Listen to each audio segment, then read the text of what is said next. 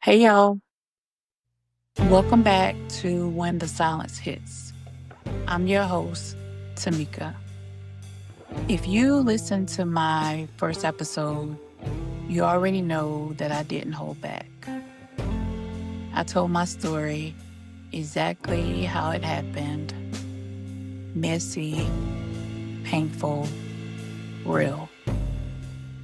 And since then, I've had so many people reach out to me asking, how did you hold all of that in for so long?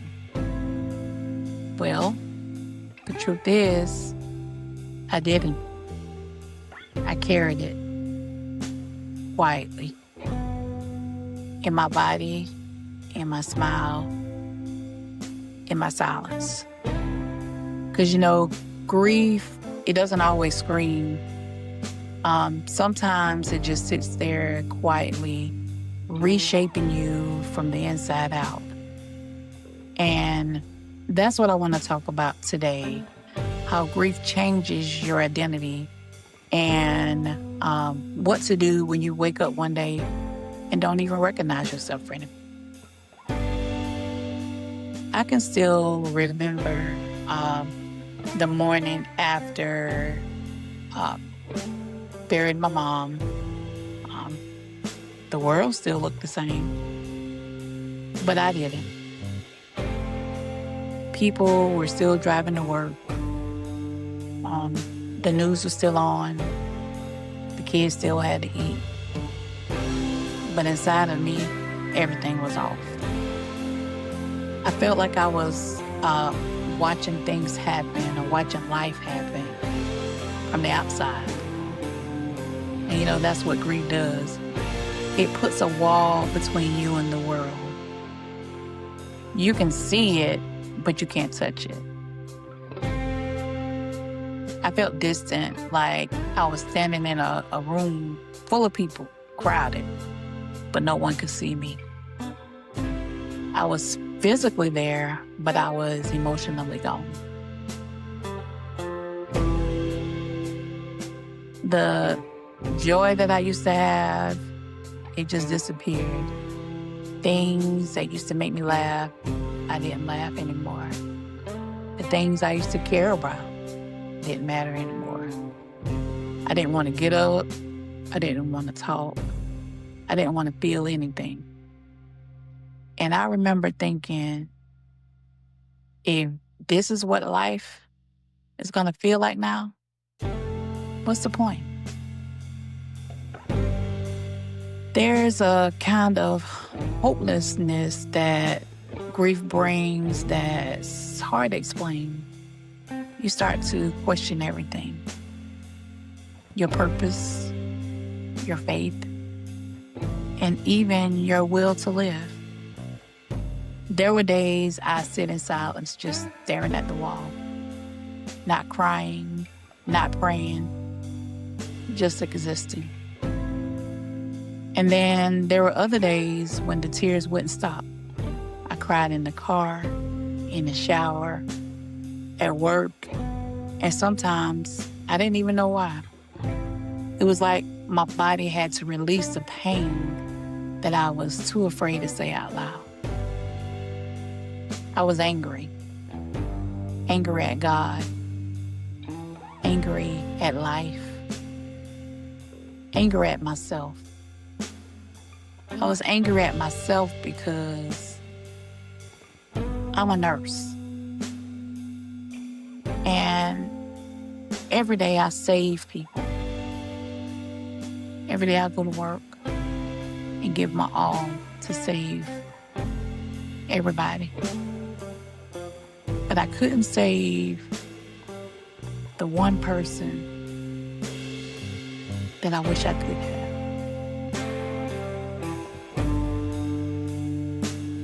But I was angry. I find myself snapping at people for no reason. And honestly, I hated who I was becoming. So I isolated myself. I stopped answering most calls. And I just stopped talking about how I felt. Because, people get uncomfortable when your grief lasts longer than they expect it to. And I know someone listening right now feels that same way. Like the world moved on, but you're still standing in the same spot, holding on to memories like they're oxygen. That was me.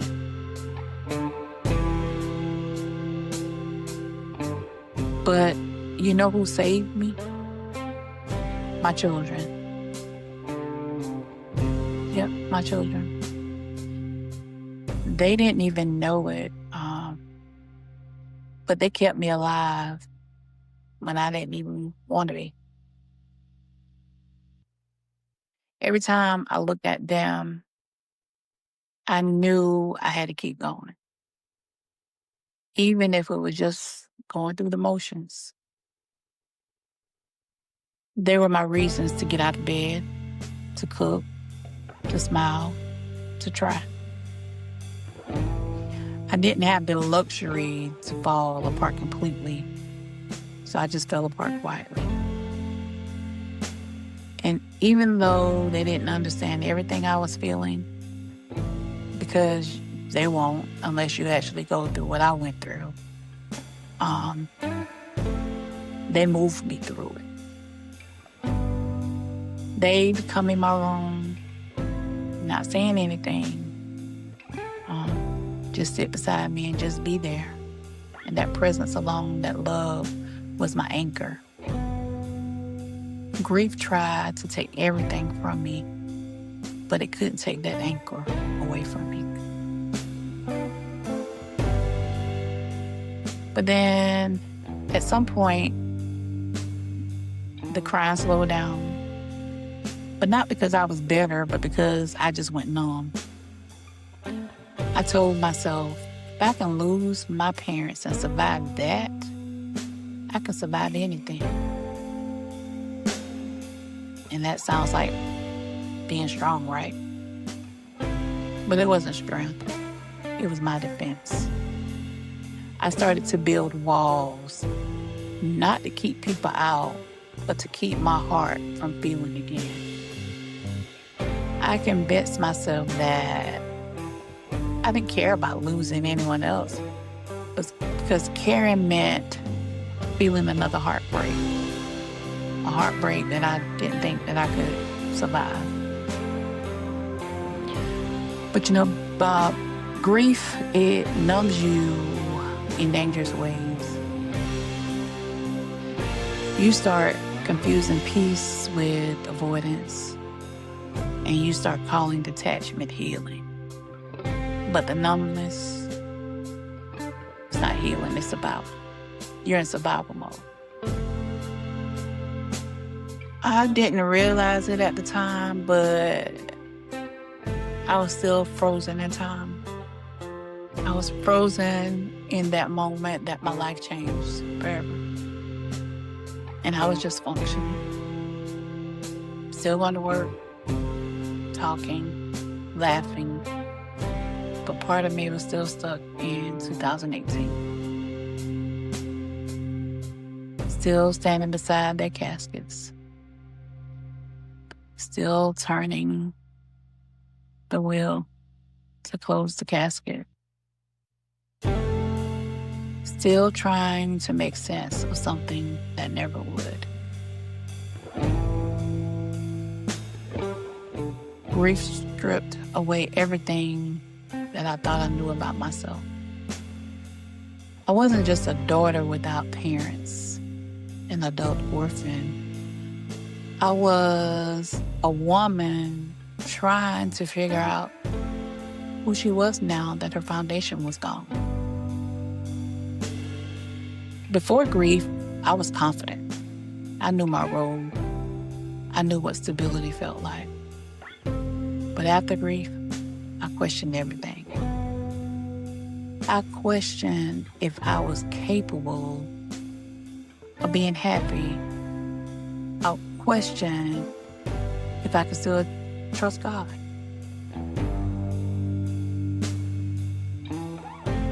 I questioned if I even knew what love was anymore. I started to wonder, who am I? And that's the question that echoes in grief. Not why did this happen, but who am I without what I lost? Who am I without my parents? See, they taught me everything. But the one thing that they didn't teach me was how to live without them. But I'm learning, right? I used to hate the silence. It reminded me of the emptiness, of the absence, of the finality. But now, I see silence differently. It's not a punishment. It's a mirror. Silence shows you what's left when everything else falls apart. It forces you to sit with yourself, to confront the parts of you that you've been running from. And I've been running 7 years. So I started journaling, crying out to God, sometimes angry, sometimes grateful. And some nights I just sat there and whispered, please help me, Lord. Please help me. And somehow in that stillness, something inside of me started to shift. Not healed, but softening. Not happy, but aware. That's when I started to understand grief doesn't destroy who you are.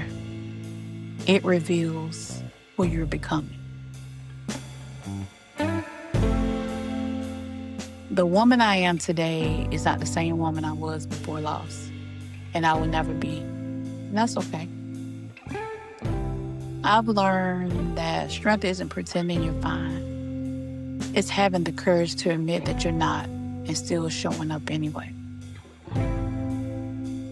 Healing doesn't mean you forgot the people you lost. It means you honor them by continuing to live. I used to think that if I smiled too much or laughed too hard, it meant that I was forgetting them. But now I know every smile is proof that I survived something that I thought would kill me. You'll never get over it. You just grow around it. You make room for both love and loss, and for both pain and purpose.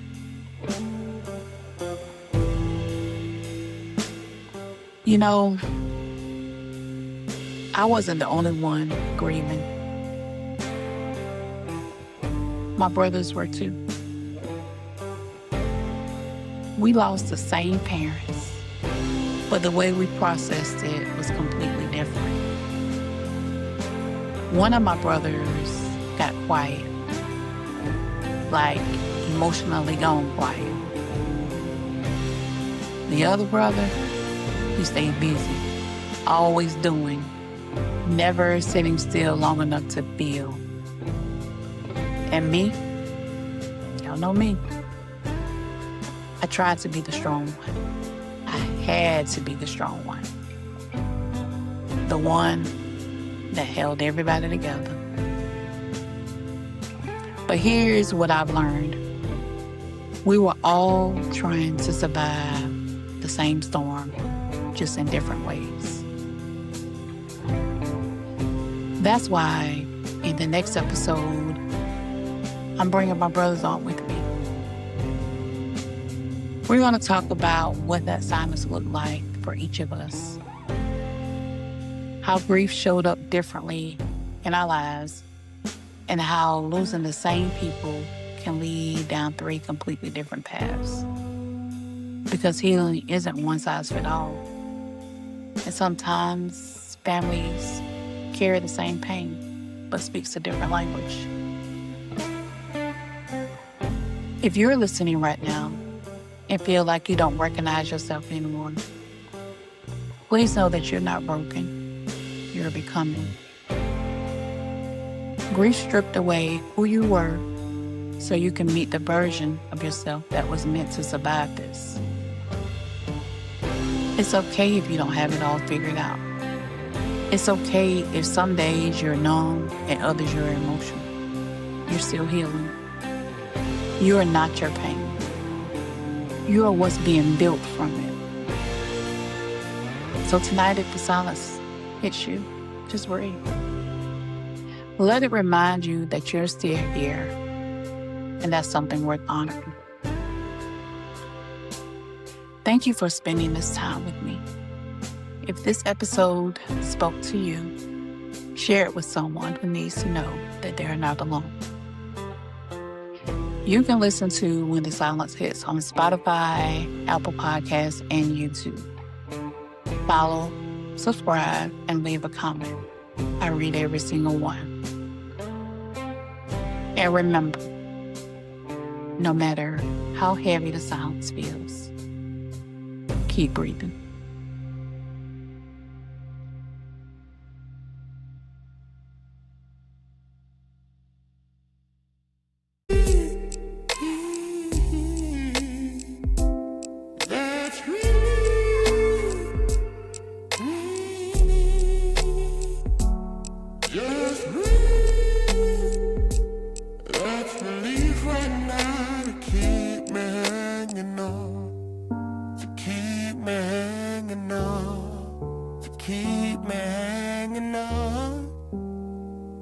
That's relief right now to keep me hanging on, to keep me hanging on.